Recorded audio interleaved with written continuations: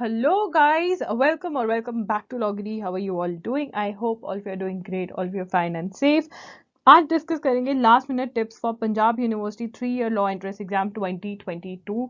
तो फटाफट से हम डिस्कस करेंगे, कुछ इंपॉर्टेंट टिप्स देने वाली हूँ जो कि आपको दी डे के लिए बहुत ज़्यादा हेल्प करेंगे, प्लस बहुत सारी मोटिवेशन देने वाली हूँ क्योंकि कल मुझे पता है तुम लोगों का पेपर है तो थोड़ी सी मोटिवेशन चाहिए होती है, थोड़ी सी एक डोज दूंगी मोटिवेशन की ताकि तुम्हारा पेपर बेस्ट हो। ठीक है ना, मतलब जितनी प्रिपरेशन करी है जो भी आता है ना वो अच्छे से कर आओ, ऐसी मोटिवेशन देने वाली हूँ इस वीडियो में। तो डिस्कस करेंगे कैसे अटेम्प्ट करना है, ये सब कुछ डिस्कस करने वाले हैं इस वीडियो में। बहुत ही इंपॉर्टेंट वीडियो होने वाली है। चलिए स्टार्ट करते हैं आज के सेशन से।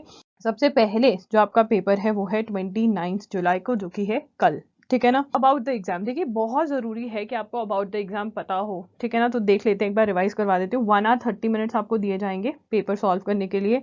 100 मार्क्स का पेपर है, मल्टीपल चॉइस क्वेश्चन होने वाले, एमसीक्यू टाइप का पेपर होगा ये आपका।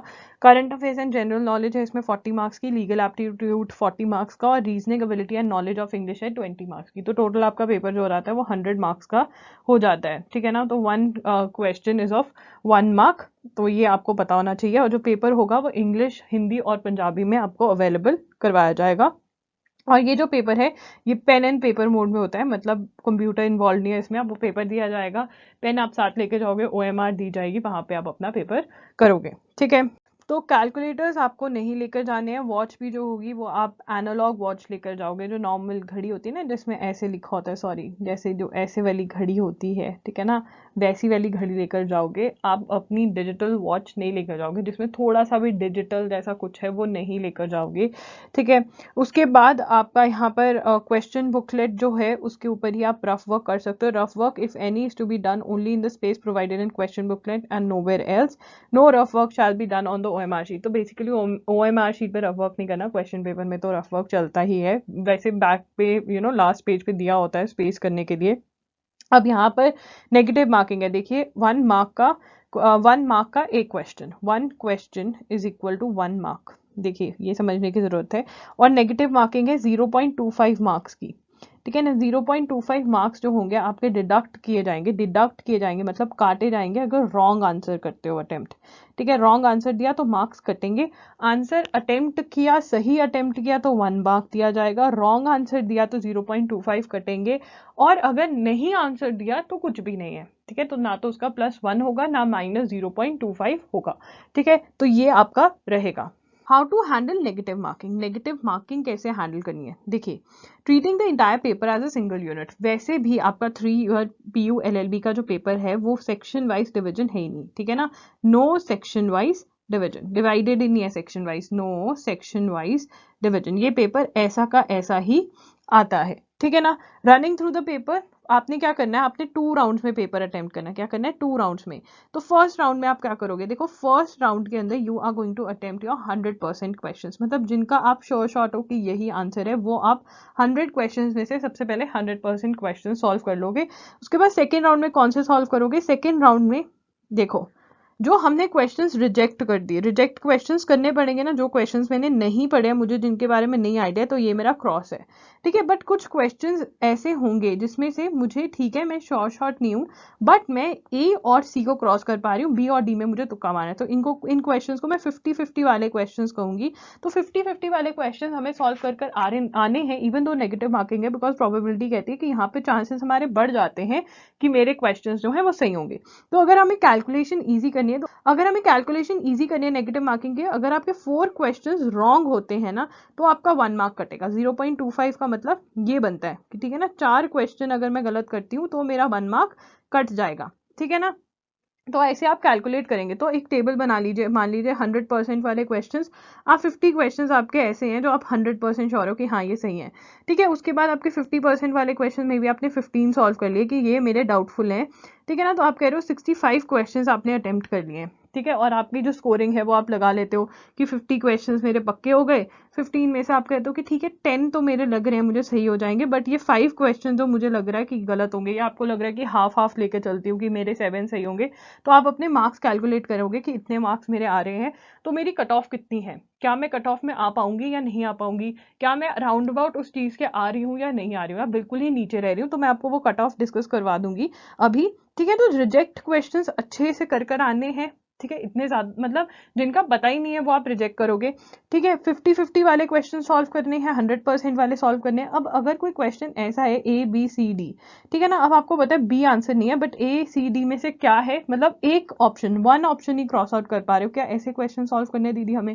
देखो यार, अगर तुम्हारी अटेम्प्ट ही बहुत कम है, 100% वाले क्वेश्चन तुम्हारे बहुत कम बन रहे हैं, 50% वाले बहुत कम बन रहे हैं, अटेम्प्ट बहुत कम बन रही है, तो फिर तुम्हें करने पड़ेंगे ये वाले टाइप के क्वेश्चन जहां पे कि तुम एक ऑप्शन क्रॉस आउट कर पा रहे हो। बट रैंडम गेसिंग मत करना रैंडम गेसिंग, ठीक है ना।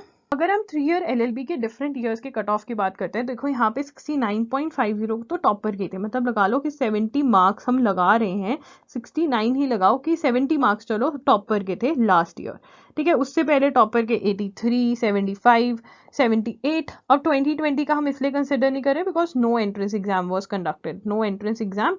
ठीक है, तो अब यहाँ पे ये था जो टॉपर ने किया। अब जो लास्ट एंट्रेंस की देख लेते हैं हम, इनके यहाँ पे 50+, मतलब जिसके 50+ थे उसके एडमिशन हो पाए लास्ट ईयर। उससे पहले 64 था, उससे पहले 60 लगा लो यहाँ पर, अगर हम राउंड फिगर ले लेते हैं, यहाँ पर 62। ठीक है ना, तो अगर हम सेफ साइड चलें, 65 था 2019 में, ठीक है, तो थोड़ा फ्लक्चुएशन दिख रहा है, एकदम से कम और ज्यादा हो रहा है। तो मैं कहूंगी कि अगर तुम ठीक है ना 67 to 70 मार्क्स के बीच में सेफ स्कोर लेकर चलो, और ज्यादा से ज्यादा 70+ मतलब ले लिए तो बहुत ही बढ़िया रहेगा, क्योंकि देख रहे हो 2019 में 84 से लेकर 65 to 84 के बीच में गेम चली, यहाँ पर 60 to 76 के बीच में चली। ठीक है, और यहाँ पर गेम जो तुम्हारी चली वो चली 62 to 79 के बीच में। तो अगर तुम 70+ एम करते हो सारे ईयर्स का एम कर तो शॉर्ट एडमिशन है। अगर राउंड अबाउट 65+ भी एम कर लेते हो, 65+ भी ले आते हो, तब भी तुम्हारी एडमिशन हो ही जाएगी। ठीक है ना, तो 65 to 70 का स्कोर मैं कहूंगी सेफ स्कोर है। को पीयू के एडमिशन्स के बारे में नहीं पता है, पीयू 3 ईयर के एडमिशन्स के बारे में नहीं पता है, मैं उनके लिए बता दूं कि यहाँ पर जो आपका एडमिशन है ना, देखिए आपके ग्रेजुएशन में कितने मार्क्स थे, ग्रेजुएशन या पोस्ट ग्रेजुएशन में।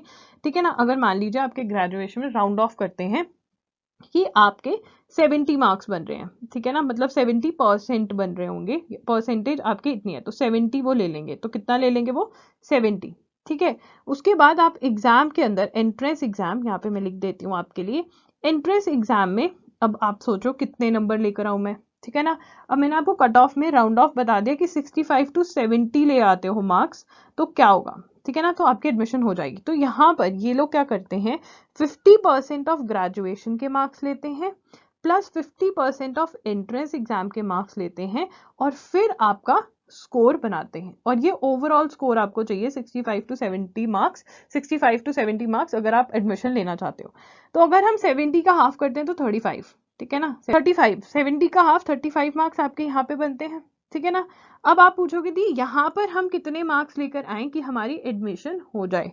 एंट्रेंस एग्जाम में भी समवट आपको 70 मार्क्स लेकर आने पड़ेंगे अगर आप 70 एम करो, क्योंकि एंट्रेंस एग्जाम का भी आधा ही लिया जाएगा, 70 का हाफ लिया जाएगा, दैट इज 35, और 35 + 35 करके आप सेफ स्कोर में आ जाएंगे। तो ये आपको लेकर चलना पड़ेगा, ये कैलकुलेशंस आपको दिमाग में रखनी पड़ेंगी। अब आप लास्ट डे पर क्या करो, देखो मैं कहूंगी कि क्विक रिविजन्स करो, ठीक है ना, करंट अफेयर्स को रिवाइज कर लो फटाफट से, स्टैटिक जीके के जो क्वेश्चंस पढ़े हैं, इंडियन कॉन्स्टिट्यूशन रिवाइज कर जाओ, ये बहुत ही इंपॉर्टेंट पार्ट है। देखो ये वाला वेरी वेरी इंपॉर्टेंट पार्ट है। लॉजिकल रीजनिंग के अगर आपने कोई टिप्स एंड ट्रिक्स नोट करे हैं वो रिवाइज कर जाओ इस टाइम पे, ये मैं कहूंगी कि सबसे बढ़िया रहेगा। एंड क्योंकि 5 ईयर लॉ का आपका पेपर हो चुका है, पीयू 5 ईयर लॉ का पेपर हो चुका है, तो वो क्वेश्चन पेपर जरूर देखकर जाएं।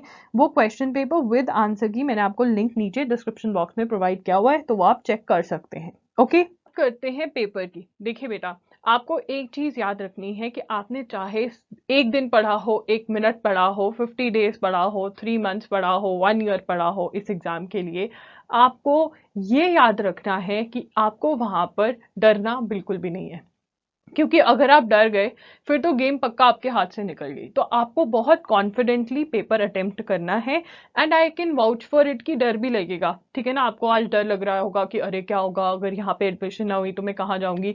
देखो ऐसे सोचने से एडमिशन हो नहीं जाएगा, बट रुक जरूर सकता है, क्योंकि हमेशा आप दिमाग लगाना कि जब हम गुस्से में होते हैं तो क्या होता है, जब हम we are angry what happens, we are not able to argue well, है ना, हम लड़ नहीं पाते हैं किसी से भी। अगर हम झगड़ा कर रहे हो तो क्योंकि गुस्सा चढ़ा होता है, दिमाग सोच नहीं पाता है ढंग से।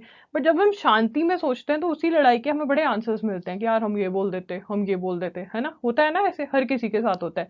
क्योंकि इससे क्या प्रूव होता है, बहुत हर किसी की लाइफ में इससे ये प्रूव होता है कि जब हम काम हैं, जब हम शांति से सोचते हैं, काम क्या होते हैं, जब when we are calm we are able to think more accurately, more nicely, ठीक है ना। तो हमें वहां पर भी अपना दिमाग जो है बड़ा ही शांत रखना है। आई नो डर लगता है, हम ह्यूमंस हैं, हमें डर लगेगा, बट आपको अपने माइंड को हमेशा ये बोलना है कि यार मुझे 100% देना है, बस मैं अपना अच्छा अच्छा करके आऊंगी। डर जब आएगा, आपके दिमाग में डर आएगा, ऐसा लगता है कोई हमें बोल रहा है कि अरे अगर नहीं हुआ पेपर क्लियर, अरे अगर पेपर में वो टॉपिक आ गया जो तुम्हें नहीं पढ़ा तो क्या करोगे, तो नहीं करूंगी, जो पढ़े हैं वो कर कर आ जाऊंगी। तो आपने ये जो ये बोल रहा है ना आपके दिमाग में या बोल रही है, इसको चुप करवाना है। कैसे चुप करवाओगे कि यार आई एम नॉट इंटरेस्टेड, इसके साथ लड़ना नहीं है, ये अंदर वाली आवाज के साथ लड़ना नहीं है, नहीं, इसको बड़ी शांति हंसते हंसते कहना है कि मुझे तुमसे बात ही नहीं करनी है, मैं तो इंटरेस्टेड ही नहीं हूँ इस बात में। ये ट्राई करना, ये बहुत अच्छे से वर्क करेगा नेगेटिव थिंकिंग के लिए। क्योंकि जो हमारा दिमाग में ये आवाज है ना, इसको चुप करवाने का सबसे बढ़िया तरीका यही है कि इसको बोल दो मैं इंटरेस्टेड नहीं हूँ। और ये आवाज जो है, ये भी एक ईगो ही है। अगर आप इसको बोल दो मैं इंटरेस्टेड नहीं हूँ, तो थोड़ी देर बाद चुप हो जाती है और आप कहोगे अरे वाह ये तो वर्क करता है, और ये सच में वर्क करता है। तो इसलिए आपको सिर्फ और सिर्फ अपने आप को क्या बताना है कि मुझे अपना अच्छा देकर आना है, चाहे 1 मिनट पड़ा है, 1 दिन पड़ा है, 10 दिन पड़ा है, कुछ भी, ठीक है ना। तो अगर आप इतना कराओगे ना तो बस आप मेरे लिए विनर्स हो। पेपर में डरना बिल्कुल नहीं है, ठीक है ना। ओके, और जैसे जो जो मेथड्स मैंने बताए वो आप अप्लाई करो, ठीक है। सो या दैट्स इट, लॉगरी signing off, I will see you super soon tomorrow. Paper तो हमारा 2 दिन बाद ही आएगा, ठीक है ना। तो मिलते हैं, and please do subscribe to लॉगरीज यूट्यूब चैनल। यहाँ पे हम लॉ स्टूडेंट्स के लिए बहुत सारे वीडियोस लेकर आते हैं, तो as a law student also लॉगरी is going to help you. So yes that's it, लॉगरी signing off. All the very best, मेरा आशीर्वाद तुम्हारे साथ है, सब कुछ बहुत अच्छे से होगा, ठीक है। बाय।